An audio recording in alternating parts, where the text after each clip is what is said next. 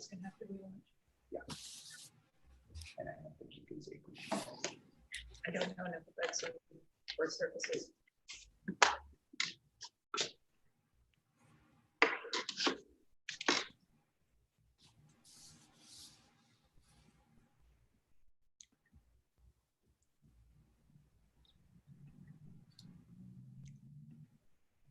All right, here we go.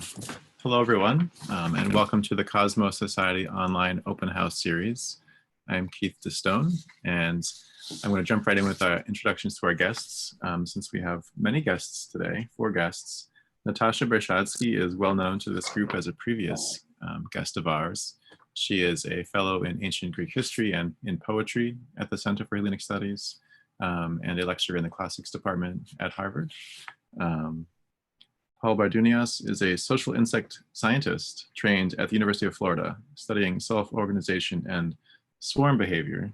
You will see the relevance there. I think he has published articles and a book on ancient Greek warfare, and his family is from Sparta. That's Sparta. Christian Cameron has a dozen years of service in the US Navy and is now working as a full-time historical novelist. And Giannis Kadoglou is an agriculturalist, a musician, and a luthier who works on Greek folk instruments. And they're all reenactors as well, or at least not Natasha, I think. Yes, we're working on it. Next year. We're gonna make her come to play next year. So the topic today is experimental archaeology of ancient Greek warfare. I think what we can learn about ancient Greek warfare by doing it. And so far, you have all survived your experiments, and we are eager to hear the tales that you have to tell us. So please, begin. That's all. The floor is all yours. So maybe I'll just say 2 words in the beginning, because I am not a reenactor, and I'm coming in more like an admiring chorus than a participant in this drama, but I just want to share my incredible excitement and feeling of privilege of having this amazing trio here, because from my experience as a researcher of the ancient Greek warfare, this kind of experimental archaeology focused on the reenactment is one of the most productive and inspiring approaches that I have ever encountered. And this is a field, ancient Greek warfare is a really contentious field. And somehow what Paul and Giannis and Christian have to say actually bears enormous weight in resolving and offering new solutions to some very, very long-standing problems. So here I'm just admiring what to come. Wonderful, thank you. So, Yanni, I think you are going to take the first turn. Yes, hello Please everyone. go ahead. I'm going to talk about different parts of the Greek panoply, although it has always evolved since the Bronze Age and into the Hellenistic Age and later on.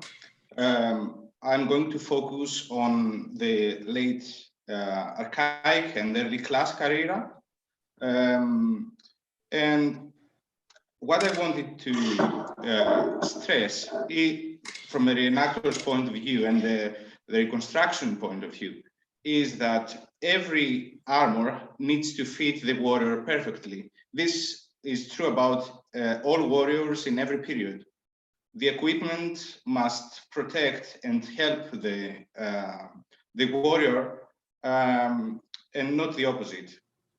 In for the Greek hoplite, this is even more true because the armor had very little or no padding at all.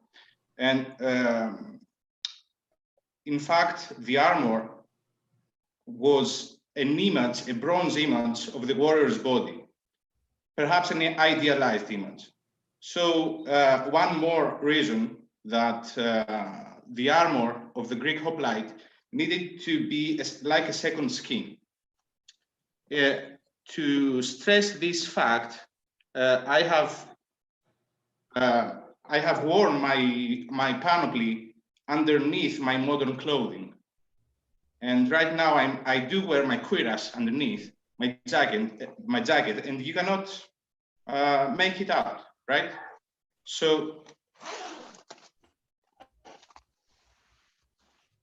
this is my second skin.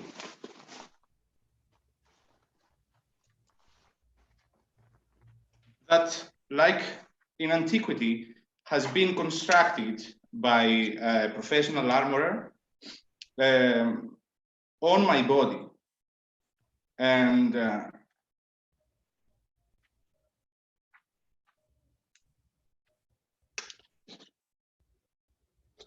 from the armorer's point of view, this is a great challenge because the body is moving. The different muscles move in different ways. You need space to breathe, and yet it needs to be tight enough for it to not be supported from the shoulders, and so that the weight is distributed around the body, and it doesn't feel cumbersome. So the first piece of equipment I'm talking about is the cuirass, that from the Bronze Age, it used to be made of bronze, and we have bronze cuirasses that look very similar to this one, dating to the 14th century BC. And this cuirass dates to about the middle of the 6th century BC. And we can see a continuation. Alongside this cuirass, there has also been organic cuirasses made of linen or leather or composite materials. The cuirass weighs about 4 to 5 kilograms. This is really not that much. And perhaps it doesn't provide the same amount of protection as later medieval iron cuirasses. But this needs to inform us somewhat about warfare in the period that the cuirass is dated to. It can inform us about the way the warrior needed to protect himself with his shield or his weapons, and also the damage that the weapons of that period could inflict to the armor. So it's always a dynamic relationship between the weapons of every time and the armor that they need to penetrate, and also the tactics and the strategies of each period. So this is a very light cuirass, bronze cuirass. It is lighter perhaps than say a heavy linen cuirass reinforced with bronze plates. And so the bronze cuirass was the lightest, most protective, but also the most expensive cuirass of that time. The legs were protected by metal greaves that also took the shape of the leg, and they covered the leg all around. And ideally, they were kept in place without the use of straps. The way they did that is by using the springiness of bronze. It has the property to open and close again and wrap the leg.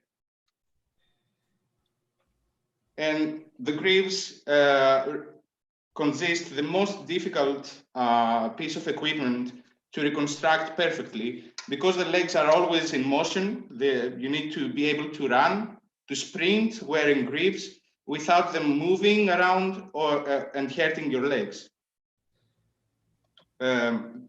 A pair of greaves weighs less than 2 kilograms. In some cases, much less than 2 kilograms.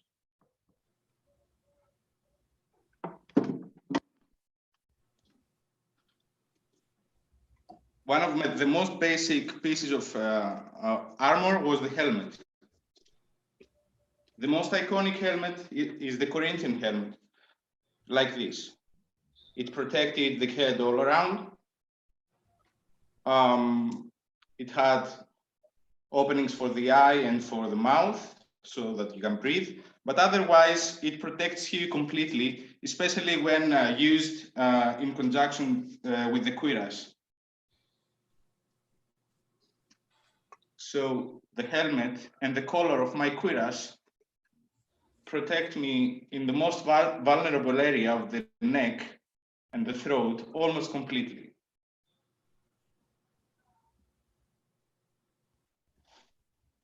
Of course, at all times, there were many different types of helmets.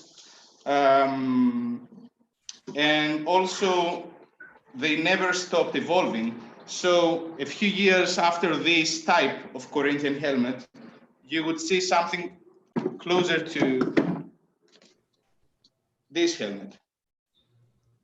It's also a Corinthian helmet, but you can see that the shape has evolved a little bit.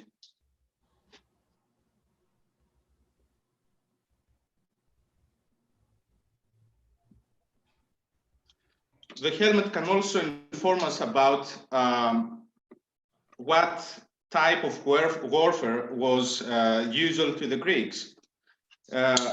It definitely limits hearing and somewhat the vision, but it is designed for close combat. As time passed and soldiers and armies needed to be on campaign for longer periods, helmets started becoming lighter, more open, and providing less protection. And this also informs us about how tactics changed as time passed. Helmets were often decorated with crests,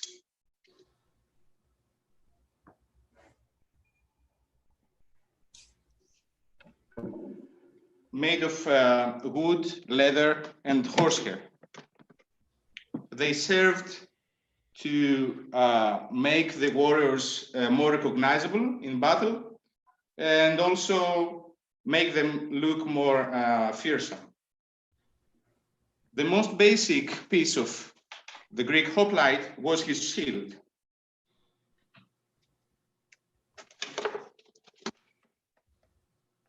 The shield was made of wood and had layers of fabric, leather, pitch, glue, and sometimes bronze to make a very sturdy weapon. A shield weighs between 5 and 7 kilos. So it is not heavier than other shields of antiquity. In fact, a Roman scutum weighed between 5 and 10 kilos, and we know this from surviving examples. So the hoplon, the aspis, the Greek shield, is not a super heavy weapon and can be used dynamically in battle. Of course, the Greek shield also changed somewhat its construction throughout the history of hoplite warfare. And here you see an earlier type of shield. This one is made by Christian Kammerer and was based on the Kiji vase. And you can see diagonally crossing strips of wood. It has a bronze emblem and a bronze covered rim. But I think that Paul will talk more about shields and how important they were in the type of battle that made hoplites so successful. So these are the basic parts of the Greek panoply, and I'm ready to pass on the speech to the next speaker.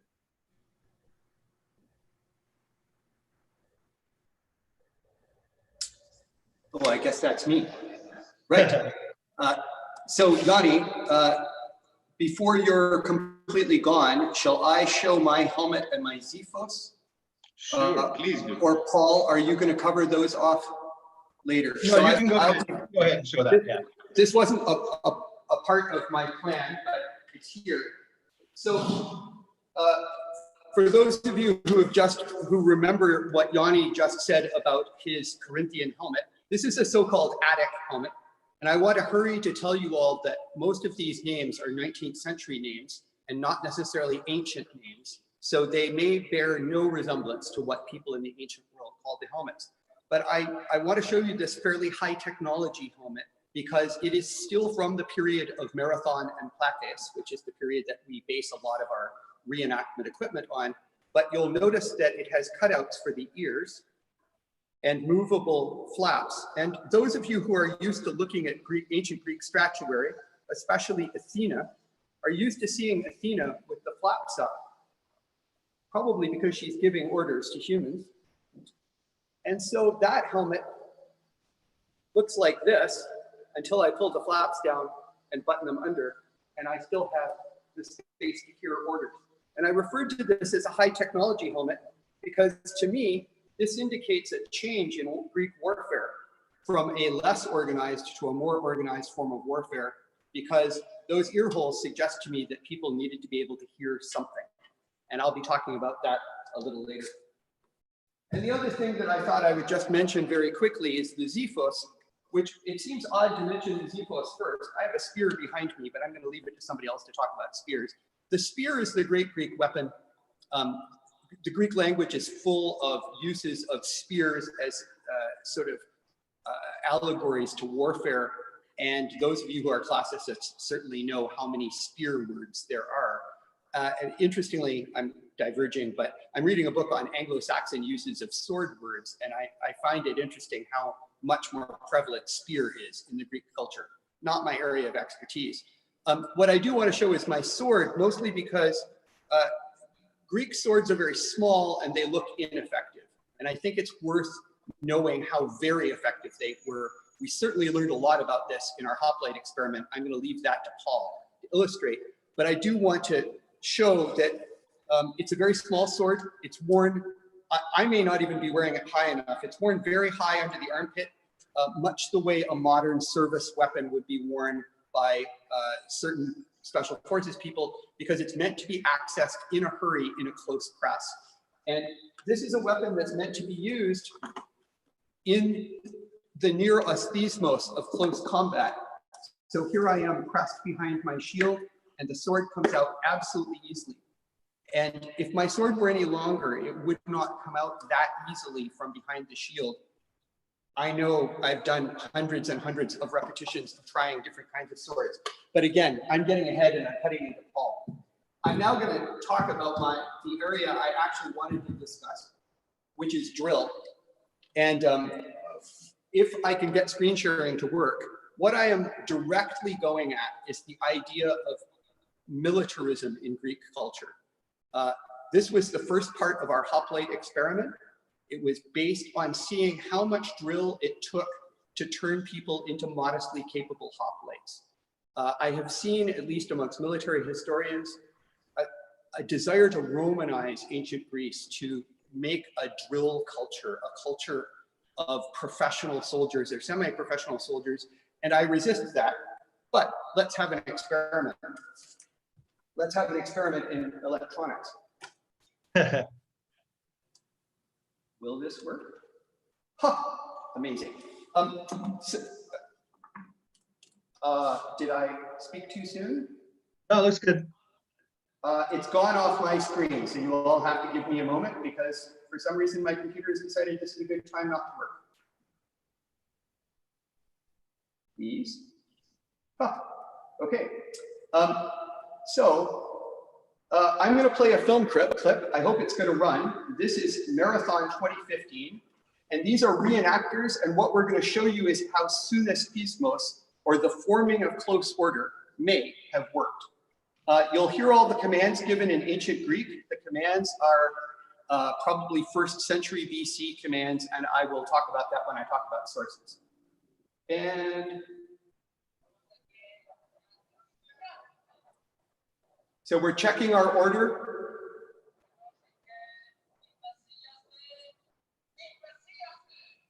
That's the half file leader coming forward, leading his half file, and that's us locking our shields.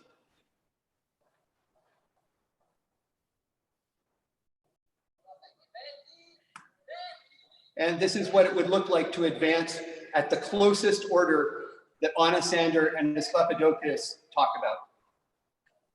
Okay, and you have to imagine hundreds and hundreds of people doing this. I'm not going to play it again, I hope. There we go.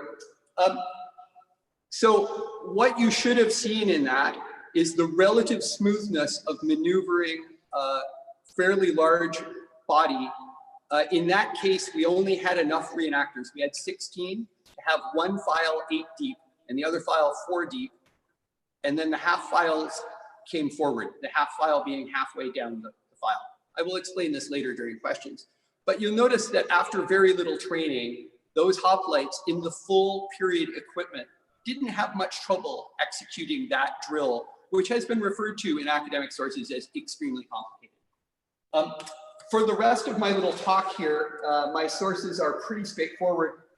Asclepiodocus is a 1st century BC Greco-Roman source that, if you are in a giving mood, you believe directly reflects Polybius's interpretations of Macedonian drill manuals. Another thing I could talk about. Or he's full of crap and he's just making it up. He was a very small-time philosopher.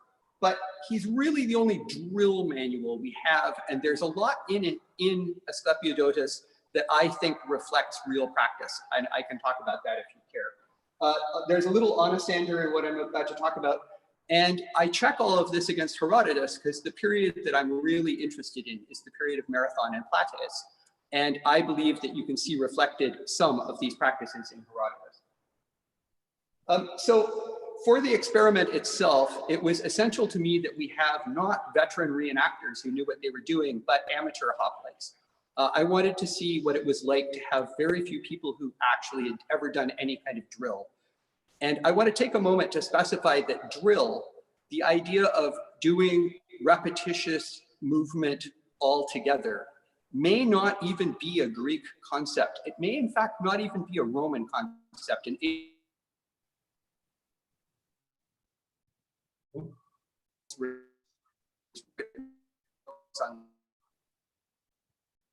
so I won't revisit them. We drill, the kind of thing you do in everything from Boy Scouts to the military. But it is possible that close order drill, as we experience it, is an invention of the early modern period in Europe.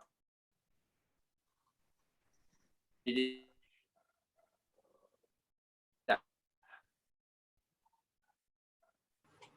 common. Christian, your sound is breaking up quite a bit. Is there, maybe you could turn off the camera on the one that you're talking through, perhaps, to save some bandwidth? You missed about 20 seconds, or with some gaps. So I think it might be a persistent problem.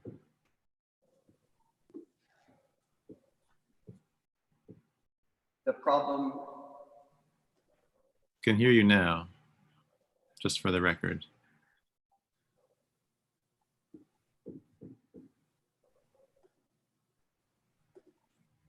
How about now? Yes. That's good. That's great. Okay, I was Thanks. talking about how I use the word drill. I'll try and make this in 5 seconds instead of 40 seconds.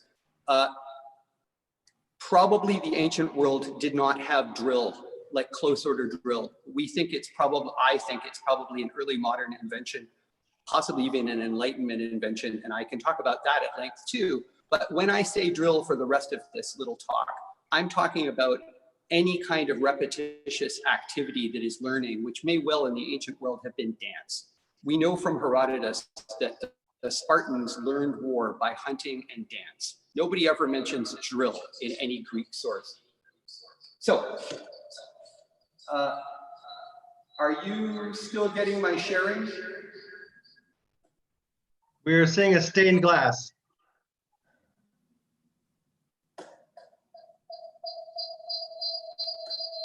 turned off?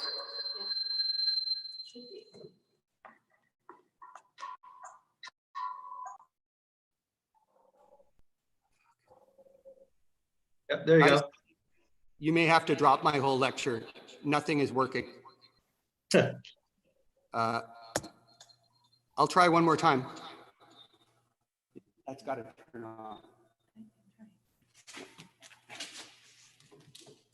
Sorry, give me 2 seconds here.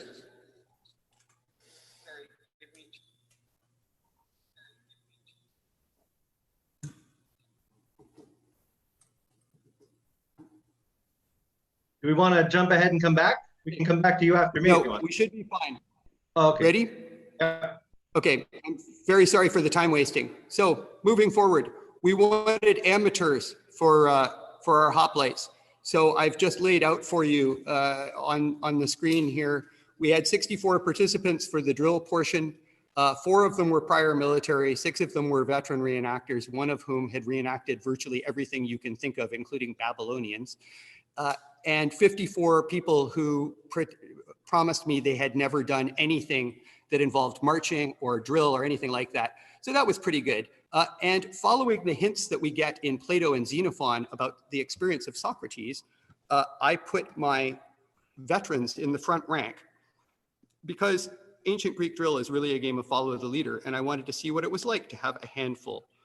So the first part of the experiment is something you can actually read about in ancient sources.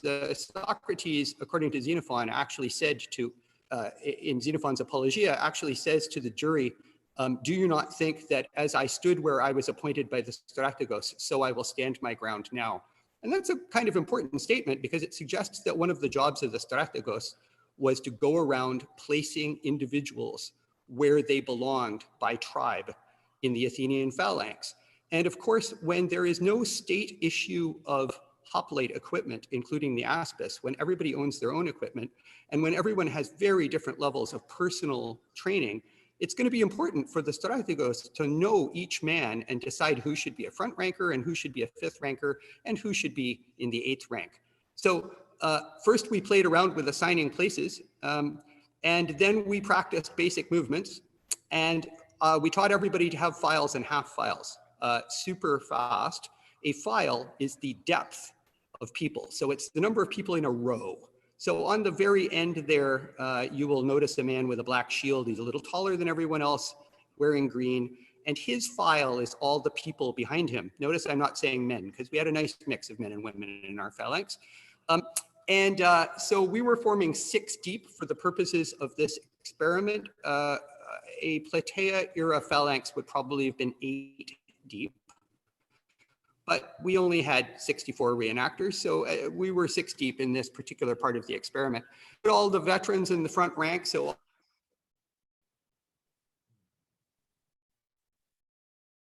fast comments, you'll notice no one is carrying an aspis.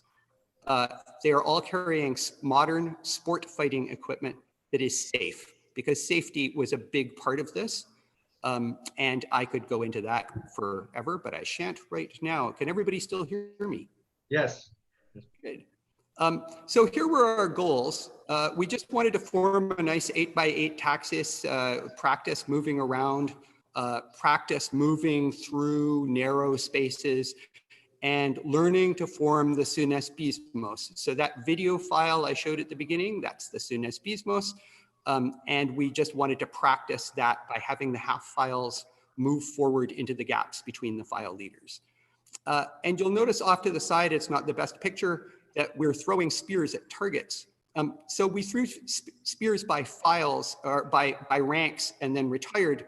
That is not part of ancient Greek warfare. We were actually teaching them to do the Cretan countermarch from Asclepiodotus, which they learned to do in about 2.5 minutes.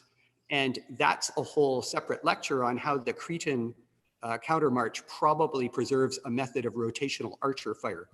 Again, for another day. But we taught them to do that, and then we did the Spartan countermarch in place. And yeah, like I say, it was really all a trick because we'd spent 45 minutes teaching them to march, and they were so excited by throwing their spears that it provided that good break to see whether they'd actually learned anything about marching or whether the marching had all been too complicated for them. Also, when we lined them up in the next phase to practice fighting, they weren't actually fighting. We were just getting them to understand what it was going to be like the next day, and Paul will talk about that in detail. But we also used that time to make them form in multiples of ranks and change ranks and change files very rapidly. What we were also doing was learning what was going to be dangerous for the actual combat portion of the experiment, because we needed to teach our side staff, like me standing in the middle there, what would be difficult and dangerous and what we needed to watch out for. So here's the bottom line. In 90 minutes, we taught 54 complete neophytes and 10 relatively trained people to form, break, and reform a phalanx in any direction, to move by files from the right, left, and center in any direction and reform the front of the phalanx, to form the Sunes Pismos with the half file leaders making it a very, very dense phalanx, to conduct the so-called Spartan or Laconian countermarch, which has been referred to in academic literature as very complicated and indicating the high level of drill that the Spartans would have required, and for a bonus, to conduct the Cretan countermarch, which probably had to do with large-scale archery. We managed all that in 90 minutes, and the people who learned all that were able to repeat it all again the next day with about 100% proficiency. My argument from this set of experiments is that the militarization of the Greek world in academic literature is entirely fallacious, that you can teach people to be adequate hoplites very, very quickly. They do not need to have regular drills on the village green like militia. It can be a very small part of their lives and they will pick it up very quickly. Last, my sort of tagline is hoplite drill is a giant game of follow the leader. As long as the file leaders know where they're going, you just follow the guy in front of you. And again, this is the thing we learned from Socrates, Plato, and Xenophon. If the strategos puts you in the front rank, you're an important person. Otherwise, you just follow the people in front of you. So throughout this, I have tossed in some very pretty pictures from Marathon in 2015. Here we all are standing in our ranks. We're actually just about to do some drill with Paul. And this is what all the equipment would look like on. I wish to take a moment to say, of course we do things wrong. I'm talking to you with no beard at the moment, which no grown man would do in 480 BC. And I'm sure we have many things wrong. I'm sure that if we were able to line up with a bunch of Athenian and Plataean hoplites, they'd all look at us and we'd go, yeah, oh, got that wrong, got that wrong, got that wrong. At the same time, I think that every year in the last 10, we have gotten better at replicating the actual panoplia that Yanni was talking about. And it is essential to have worn the panoplia to know what the boundaries of conducting an experiment in modern sport combat equipment are, to understand where the sport combat equipment might not fully equip you for the experience of the hoplite. That is going to be my little talk for today.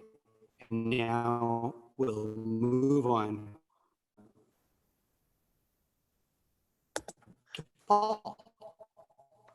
Okay, my talk is going to dovetail very nicely with that. That's great. Before I give my talk, I figure let me show a couple things about what I'm wearing. So if I'll stand up back here, this is a leather corselet. This is what we call a tube and yoke. Here's my yoke around my shoulders. You see it goes around my back, and there's a tube around my body. This one's made of leather, and this is a lighter, probably cheaper form of body armor that they would have worn. It's actually a pleasure to wear. I've worn this all day at festivals, and it's easy to wear. It actually doesn't rest on my shoulders almost at all. It almost rests completely on my hips. The other thing I have that we haven't seen is another type of helmet, and that's the Illyrian helmet. And this, though it's called the Illyrian helmet, is probably most popular in the Peloponnese. So you'll see images and carvings of Spartans, for instance, wearing this helmet. And I can go into it more later on. I can put it on later and show it. I do want to get to some important points, though. Dovetailing with what Christian just said, I came to this because I study how large groups of social insects come together in swarms and do things. For instance, I'm working right now with a group at Harvard. We just published a paper on how termites come together and build 20-foot high mounds in Africa. One of the aspects of this, though, is also studying essentially what are traffic patterns, how swarms or flocks of birds or schools of fish coordinate their movement. And that whole concept of how they coordinate their movement is something that we do as well as humans. And it's the underlying sort of default that allows all of the drill that we just saw, is that humans know instinctively how to move in groups.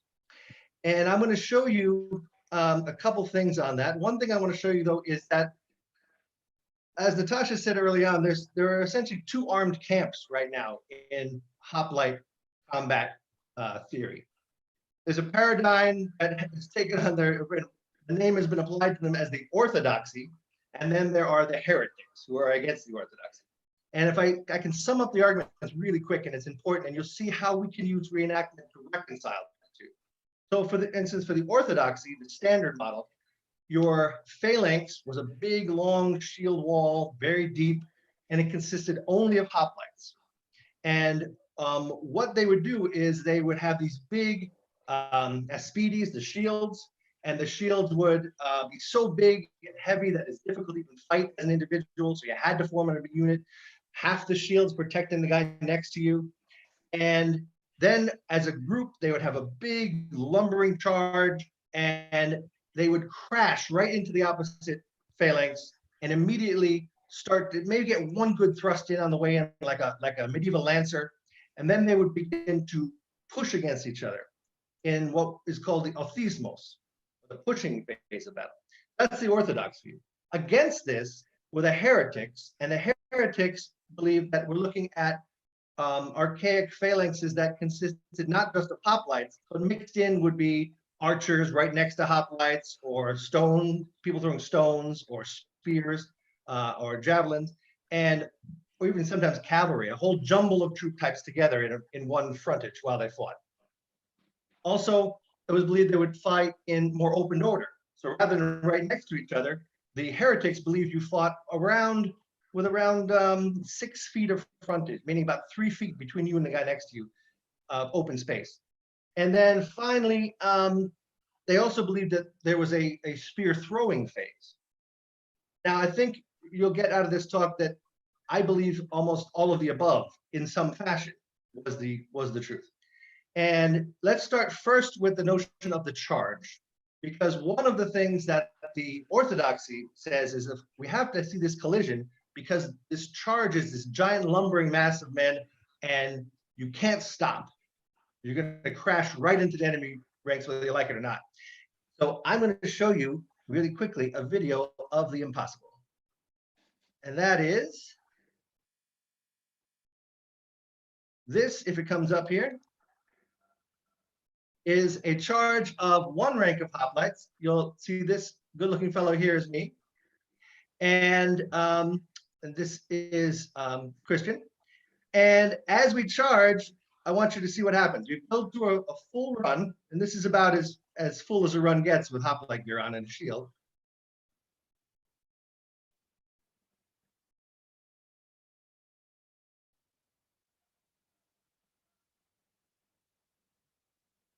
And we in no way kill the camera person. And that's because it's really very easy to pull up from a hoplite charge. It's not difficult at all.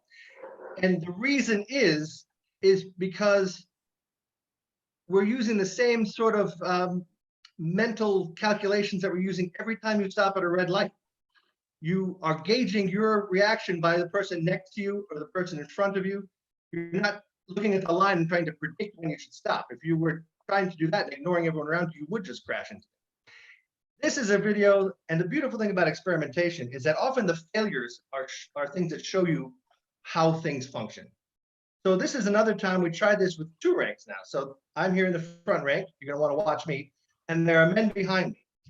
And this is something that you're going to see that, again, would have been predicted to be impossible. Watch me very carefully with this eye on my shield here.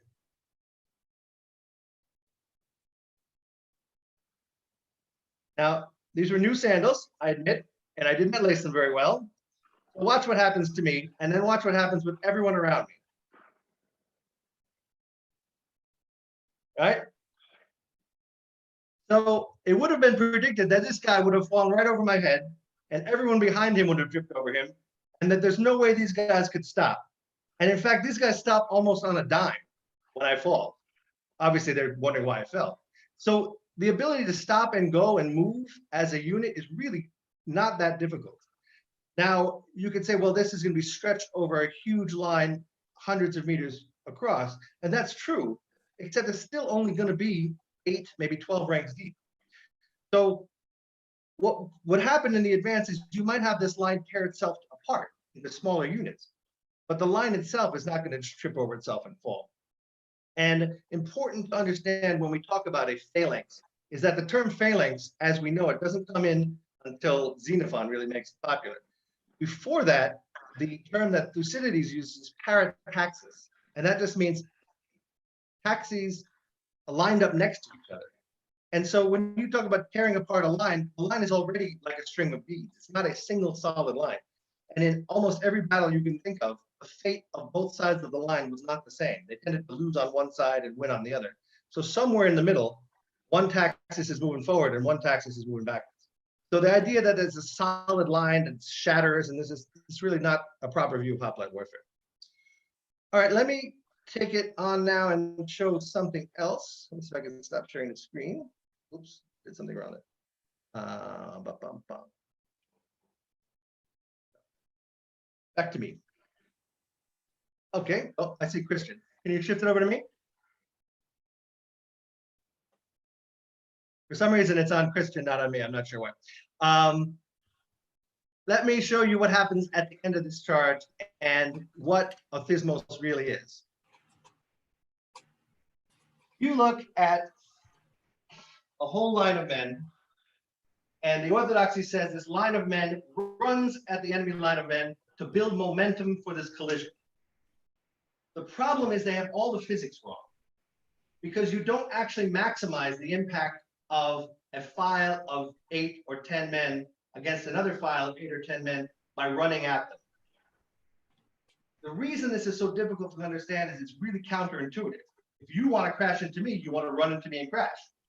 And if you want to push against me, you want to take your big shield like this,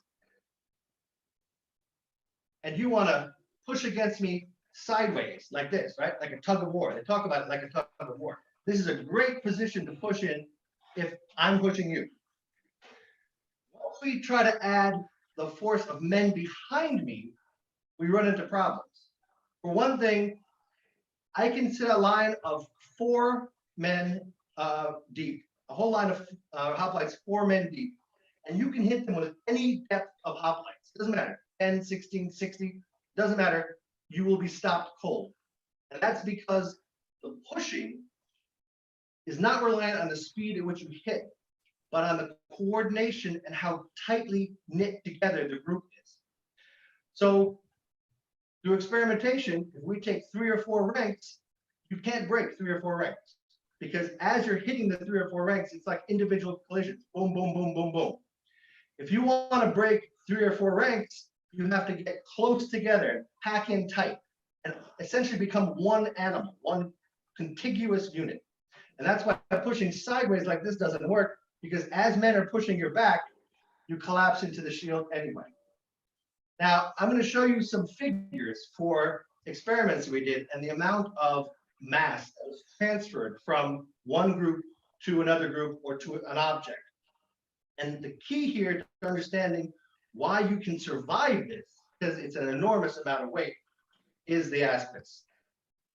So one reason the aspis is built like it is, with this depth, you can see from the side it has some depth, is that this flat rim rests against the front of my shoulder and chest, and the bottom rim rests against my thigh, and it acts like a bridge over my body.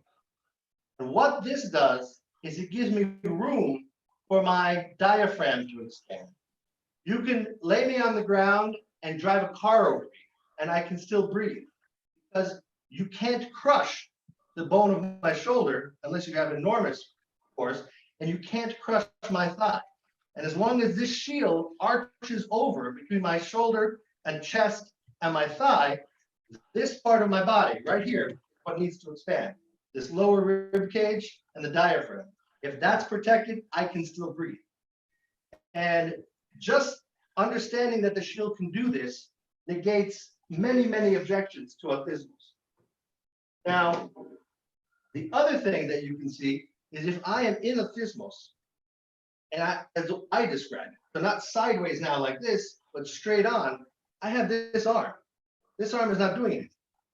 So with this arm, I can choose to use my sword over the top like this, right? It's essentially like a knife fight, close up. And almost surely these guys had to bind up this arm really quick or somebody was going to get cut really badly. And then behind me, the men are pushing and adding their weight and that force is building. Let me show you some data that we derived from a couple experiments, and I can show you some video of experiments as well. So let me share this screen again.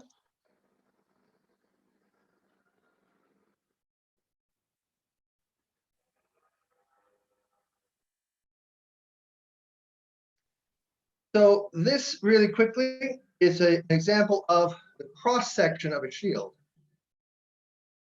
And you can see the aspect has some weird characteristics.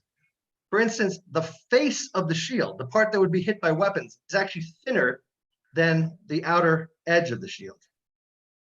Part of this is because you have to have some thickness in order to support this curve. But I think much of it is that this is the part of the shield that's actually supporting all of that weight. And without this depth being strong like this, you cannot keep the diaphragm safe and protected. If we look at actual experiments, this is an experiment we did in 2015 at Marathon. And all I had them do was we put a scale up against a tree. This is a veterinary scale, like a cow scale. And we had them push, but we added one man each segment. So what we did is we were able to chart the force that each man added to the push. And you can see they're adding their force each one. And this is actually just one line of men, and the line behind them is actually just sort of standing there helping to keep them from falling over. The force is being recorded from this first man against the tree. And when we did this, we got a beautiful chart of how much average mass this whole group was transferring to the tree. And remember your basic physics that this tree is essentially pushing back with the same force. So it's literally the equivalent of another group pushing against them. If it's not moving, it has equal and opposite force. And this is what the data looks like. Now, we did this a couple of times, many times actually, and we actually did it with two groups. So if you look at this top line is the average mass that each new man is adding. And you can see two things about it. One, each man is actually adding mass, so it's not as though the front men are doing all the pushing and the guys behind can't help. But also over time, each man is adding a little bit less mass than the ones in front. And this is because the organization breaks down. So you have a situation, if we look at this top line, where as we add men, more and more force is put out. This again is the average force. So it's going to go up and down, and this is sort of the middle of that up and down oscillation. And as we get past 10, we probably start to lose, really adding more than, let's say, 5 kilograms a man. So the amount of force being added drops as we get to higher number of files. This is interesting because if we imagine the common depths of hoplites, 4 is essentially the minimum, then 8 is another really common number, and then off this chart would be 12. And then once we get past 16, you have a situation where I've been asked many, many times, how can you have a battle where 50 Theban hoplites push against 12 Spartan hoplites and they don't just get blown off the field and the battle ends immediately? And this is how. Because those 12 hoplites are putting out almost as much force as the 50 Theban hoplites. The trick is, and why the Thebans won the battle, is that putting out force forward is different than resisting force backwards. So if you have a huge crowd behind you, it's essentially like having a wall at your back. And it allowed the Thebans to essentially ratchet forward and push them off the field.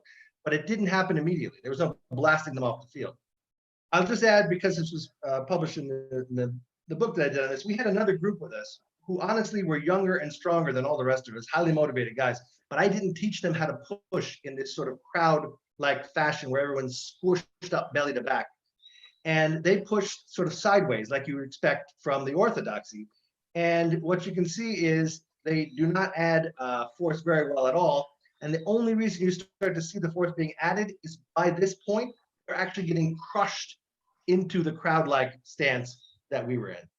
So this is a general takeaway from this slide. If you push as a crowd, you put out a lot more force and a lot more consistent force than if you're trying to push sort of freestyle like a tug of war in reverse.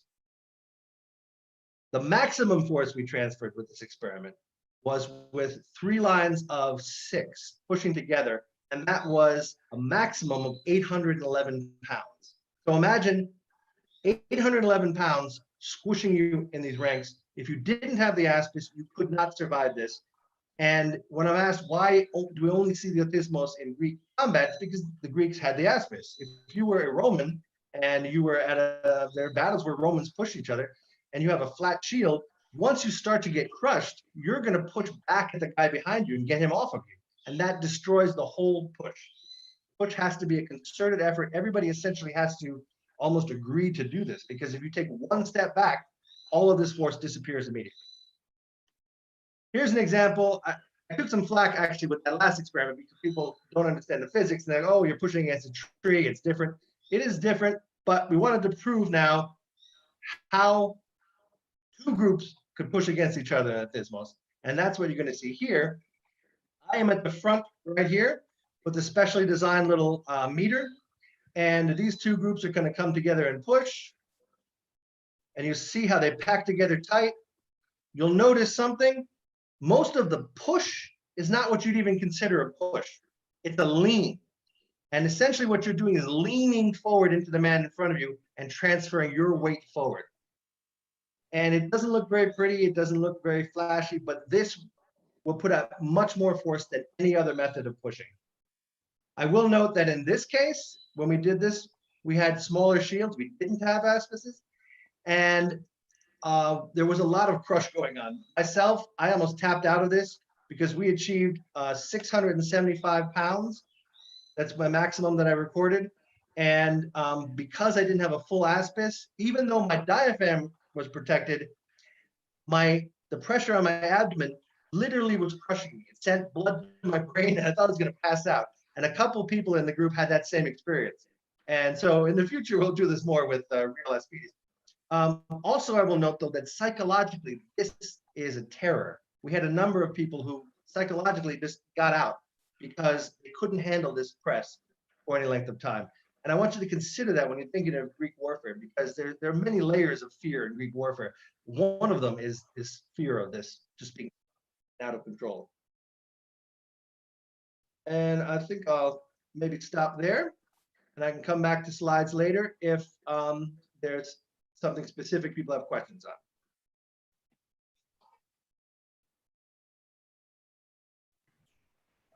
Wow, that's what I want to say first. Oh, thanks. This is amazing and a completely, new approach for someone like me anyway. We're getting close to time, our usual time, so let's just jump into questions. Who's got any questions? Let's see. Maria, I saw your hand up. I'm looking for Ian. I think he might have a question, but I don't. Oh, there he is. I think he's muted. Yeah, Ian, why don't you go first? Oh, let Maria go first. I'll go after her. Okay. Ian, just go first and I will follow. Thank you. Okay. Thank you so much, gentlemen, for this wonderful presentation. Just curious, if you could elaborate on the heterodoxy point of view. Was there a transition from an archaic form of mixed combat or combat with mixed types of soldiers into a more formal traditional system, or how did that work? Can I take that one? Can I take that one? Because I actually have a slide. I have a slide for that one. You mind if I take it, Christian? Christian looks frozen, so Okay, I would say I'll go jump for in. it. Okay, so let me share my screen real quick, because that actually was the next slide I had. Hello, So let me share the can screen. you guys hear me? Barely, yeah. Go ahead while Paul is getting his slide. So I just want to say that, yes, I believe that there was a transition, and I believe that the transition went on a lot longer than people I sometimes dismissively call military historians imagine. We certainly have right in Herodotus descriptions of the Athenian use of archers and other people in what appear to be organized manners during the Persian Wars. And there's a sort of lot of tertiary evidence that would suggest that what the heterodoxy views as phalanx warfare happened slowly over time. And I'd even add to that, and I am a heretic, that I also believe that we classicists suffer from a sort of back in the day that we expect 480 BC to look exactly like 420 BC, to look exactly like 380 BC. And we toss out bits of evidence that would indicate real changes in how hoplite warfare operated over 100 years. And speaking as both a former professional soldier and an historian, I would be shocked if warfare remained static for 100 years. I think we see change, and it's not always gradual. We see changes in equipment. We see changes in the shape of the aspis. We see changes in deployment. Anyway, now I'll let Paul talk. Thank you. That's it, man. You're right on track with what I was going to say. Can everyone see my screen? Is it being shared? Yes. Yep.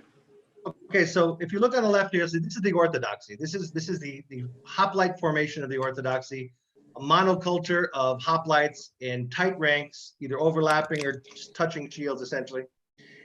And its whole purpose is to charge. That's all it does. It gets together in a unit, it charges all the way through whatever missile range there is, and fights in close.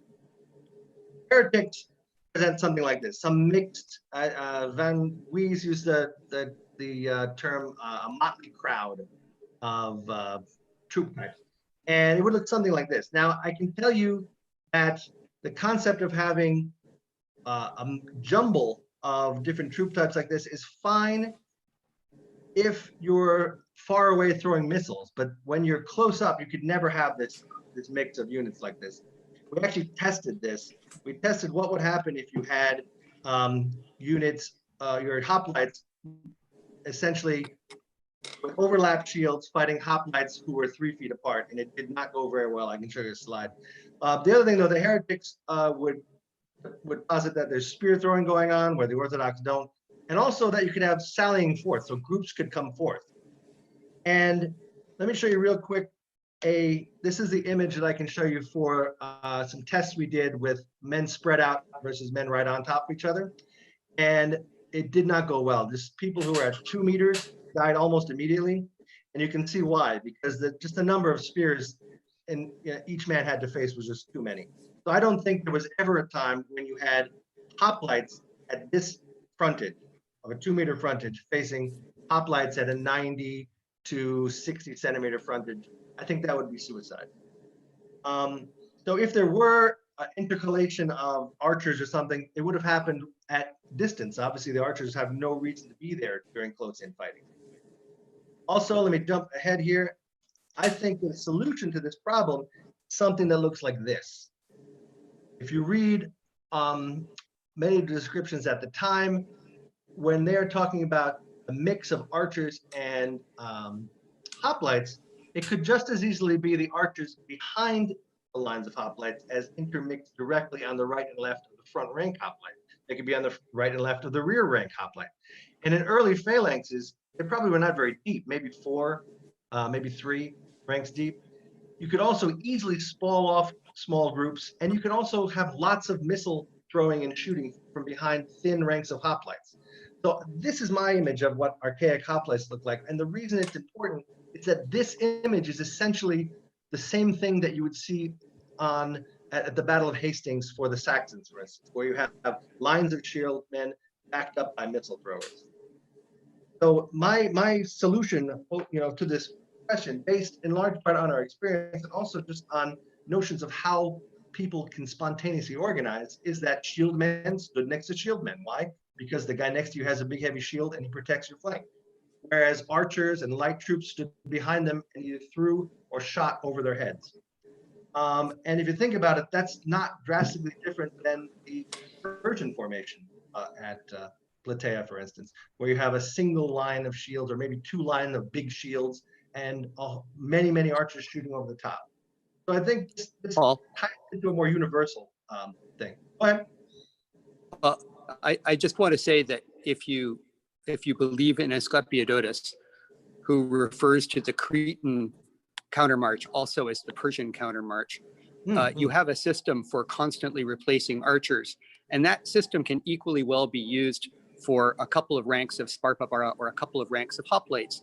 We know, I mean, if we believe Herodotus, that somehow the Athenians at Plataea had archers and hoplites cooperating. And once you know how to do replacement of ranks, and there's reason to believe that you see that actually in vase art, Hyrike, dance.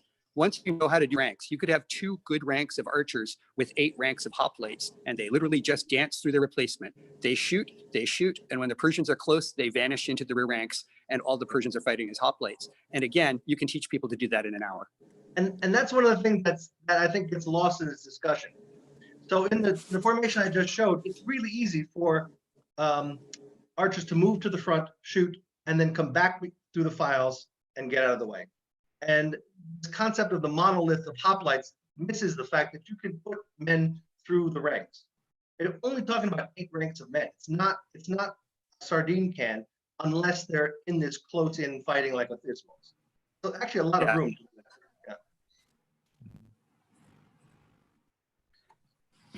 I wanted to. No, go ahead. And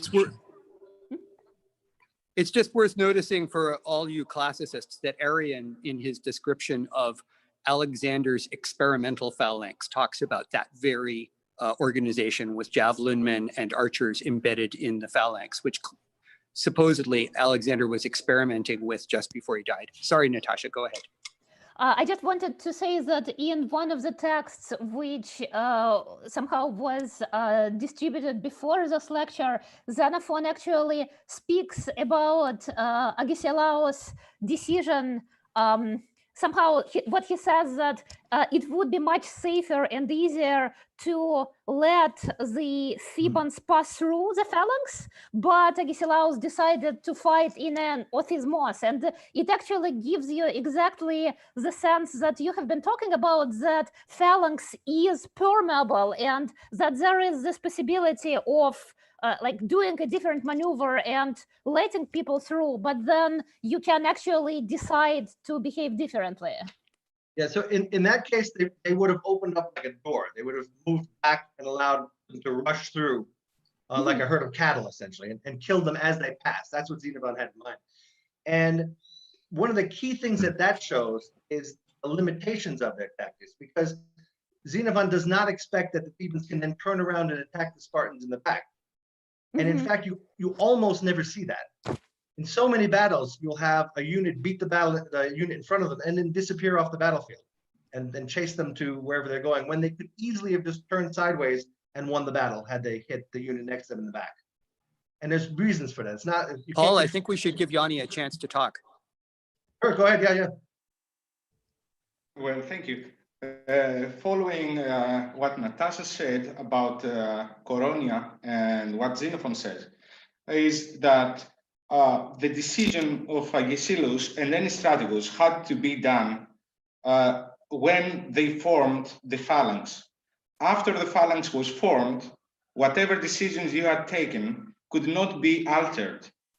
You couldn't give an order and wheel your phalanx. You couldn't give an order on the march and make your phalanx wider or deeper.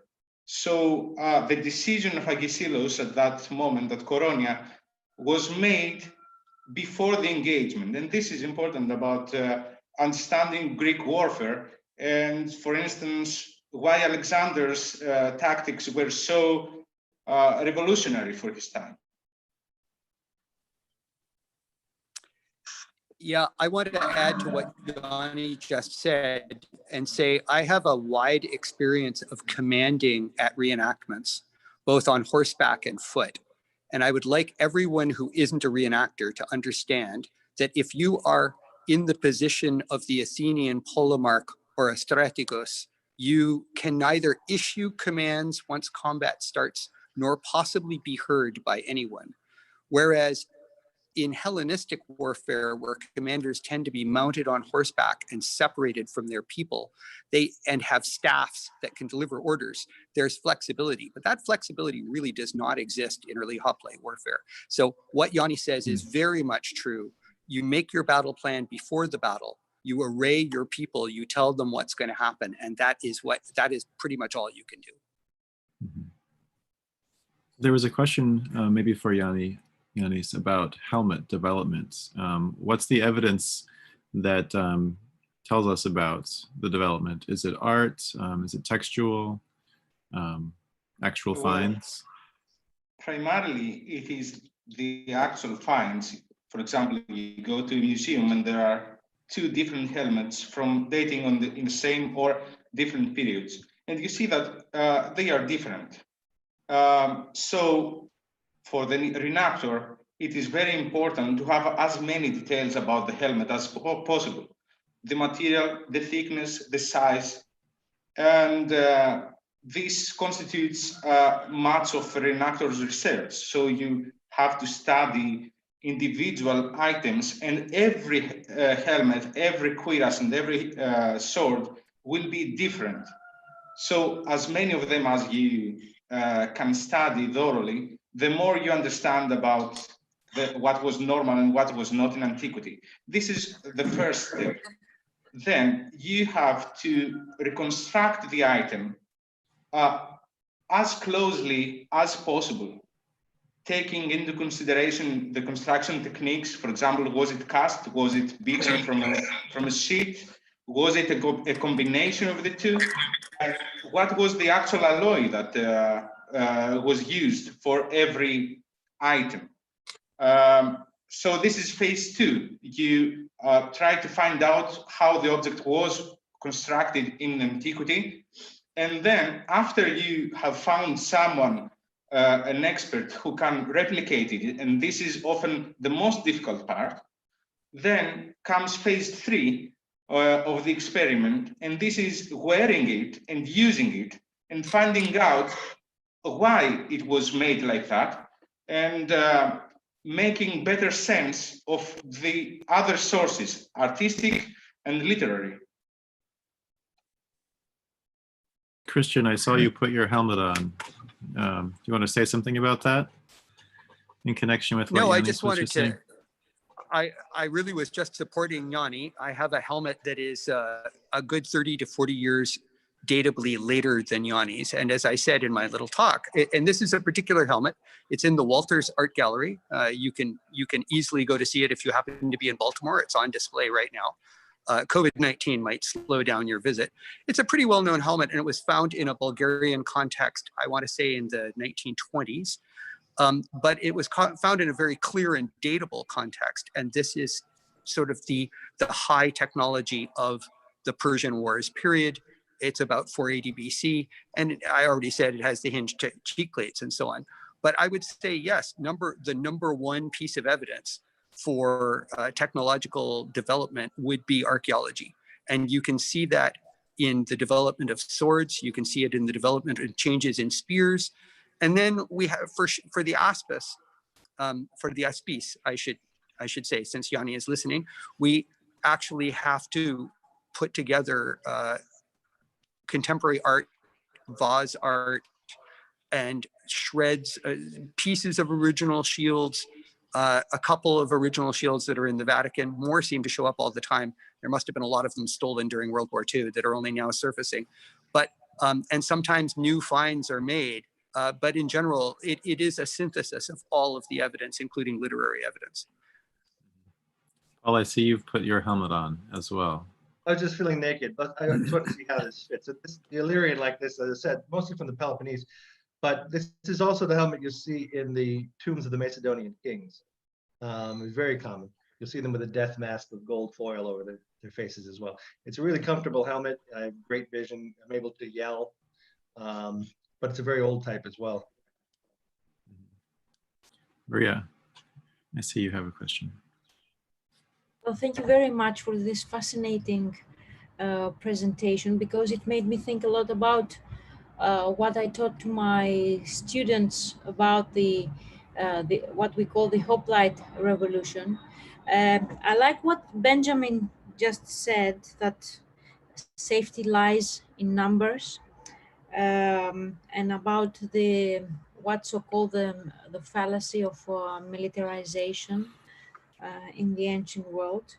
I would like to ask Giannis, so if I understood correctly, the breastplate was made in a way what the French would call sur mesure. So the body of the warrior had to fit the breastplate. Is that right? Is that correct? Absolutely correct. In fact, if I gain some weight, say 2 or 3 kilos, it will be impossible for me to wear the cuirass. And in fact, the cuirass has to be made on measurements of my body, a cast of my body, or if possible, it would be ideal if I could visit the workshop of the armorer while it is being fitted on my body. And it is not just to make it in exact measurement of my body, but it has to be tighter than my actual body in soft places, and it has to be wider in other places that need to allow some movement, like breathing. So the cuirass is wider than my chest so that I can expand my lungs and I can breathe, but it is tighter at the hips so that the weight is carried by my hips, and the weight is not carried at all by my shoulders when I stand. When I stand, my shoulders have about 1 centimeter distance from the cuirass. Mm-hmm. And there is actually a comment by Xenophon that says that the cuirass he's talking about horsemen, but it's the same about every soldier. The cuirass must be made so that it fits the horseman perfectly. Otherwise, if it is too small, it is more a weapon against the wearer than protecting the wearer. Whereas if it is wider, bigger than it needs to be, the whole weight is being supported by the shoulders. By making a correct cuirass, we can understand exactly what Xenophon means, and the weight of the cuirass is not supported at all by the shoulders. And it's true also about other types of cuirasses like Paul's. Paul mentioned it as well, that the cuirass is supported by the hips. But for this to happen, especially on a metal cuirass, it's not forgiving at all. You have to not gain weight, not lose weight, and above all, you need an expert craftsman that's going to make it correctly for you.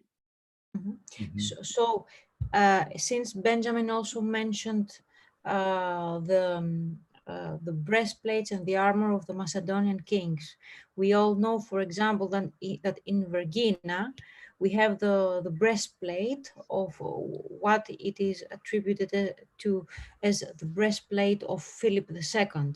So if I'm not mistaken, this breastplate is made out of leather, if I'm correct?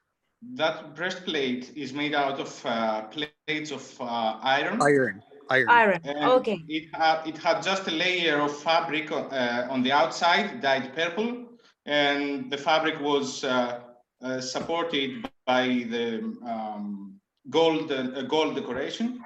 However, it is made on the image of earlier cuirasses made up completely out of organic materials. So there are actually two such identical, almost identical cuirasses found in Macedonia. One is, as you said, from Vergina and from the tomb of Philip II. There is another one that's made exactly in the same way, but we only have these two specimens and no other one. So if the majority of these tube and yoke cuirasses were made out of iron, we should expect to have found more examples. And in fact, iconography shows us that they were actually flexible and made out of organic materials. And there is a big debate whether they were made out of leather or out of linen, probably both. Mm-hmm. Thank you, Giannis. And may I ask one last question to Cameron? Go ahead. Yes. Well, you said that, you know, in this helmet that you're wearing, the ears were not covered. So I've been just wondering, so if I were your enemy, wouldn't it be too easy for me to target your ears and deal a deadly blow to you if the ears are not covered? I mean, through your brain and your since the ears, it's, you know, a very sensitive part. How does this work in battle? So I'm gonna answer this in two parts. So first of all, if my enemy is going to try and kill me, he might as well put a spear in my eye. And I can, one of the things that might interest you, because I spend a lot of time on martial arts, is that a good spear person can put a spear into a target the size of my eye 5 out of 7 times, even in combat. And Paul didn't show some of our combat experiment footage, but even if you only get one shot in about a 0.5 seconds period as the two phalanxes close, a really good spearman, Achilles or Hector, is going to kill his opponent almost every time at the close. And that is a real thing. But then hoplites knew that. So I'm going to give you a quick demonstration if I can make use of my camera person. It's going to take me a moment to tie my helmet back on. I hadn't expected a combat occurrence, but I'm going to take this moment to add to what Yanni just said, a sort of meta comment. We're all familiar with the term garbage in, garbage out, right? And it's very important that we make our equipment well. And that when you accept evidence from us, you're accepting evidence from people who have made their equipment well, because there's a lot of crap equipment and there are bad reenactors, and you have to use good equipment to learn the truth. So you see my ear holes now? Yes, yes. I'm about to take up my fighting stance. You see my ear holes now? Okay. Now. Definitely not. And this stance is what you see in a great deal of archaic art, right? See the all the way forward, right? You see Athena in this, you see Hector and Achilles and Memnon. You see it again and again in Law's art. Looks like from the front. My spear is supported on the rim of my shield. I can thrust cleanly forward, and you can't really see anything. And then as I collapse into Paul's, if I keep my head down, can you see anything to kill? Yeah, yeah. No, not really. And that's what the helmet is for. And in fact, I would even argue that I literally tuck my helmet into the rim of my aspis. And as I flatten out in the push, now I'm going to emerge from behind the helmet, but I'm still safe. My rim is still keeping me protected, and I can still breathe, and I can still use this hand. And I'm going to continue this by saying, when my spear breaks, Paul was talking about this, when my spear breaks, I can produce that sword from the same dead space behind my shield that Paul was talking about in the collapse. And then, can you see my sword? Mm-hmm. Mm-hmm. That's what comes at your legs under the rim of my shield. And I can literally just sweep it back and forth using the rim as a guide, trying to cut your legs as you push. But remember, the shield is out until we collapse. For the spear fighting stage, It's way out and you see very little of me. Okay? Let me just add to that, that one of the positions Thank of you the very much. orthodoxy, one of the positions of the orthodoxy was that the shield is designed to be rested on the shoulder. And that's why we have the depth. That is completely wrong for a couple of reasons. One, as Christian just showed you, you will die if you fight with the shield resting on your shoulder. You have to have space. Yeah, exactly. Second is that because of the profile, the depth of the wood of the shield, something like 30% of the weight of the shield is actually in the section that makes it deep because it's thicker in that section. So it would be a really dumb idea to make a shield that's deep because it's heavy and then make it heavier. You know what I'm saying? These people had access to telema, the straps that we do later in different shields. So it'd be much more likely if you had a heavy shield, you would do that than build this gigantic structure for that reason alone. Wow. Well, we've Thank you gone very much. quite a bit over our usual time. Thanks to our guests, especially for staying with us, and thanks to you all. And thanks for the wonderful sharing of your discoveries with us. It's been a real illumination for us all. So thanks again, and Thank see you very all much. out there next time. Thank you all. Goodbye. Yeah.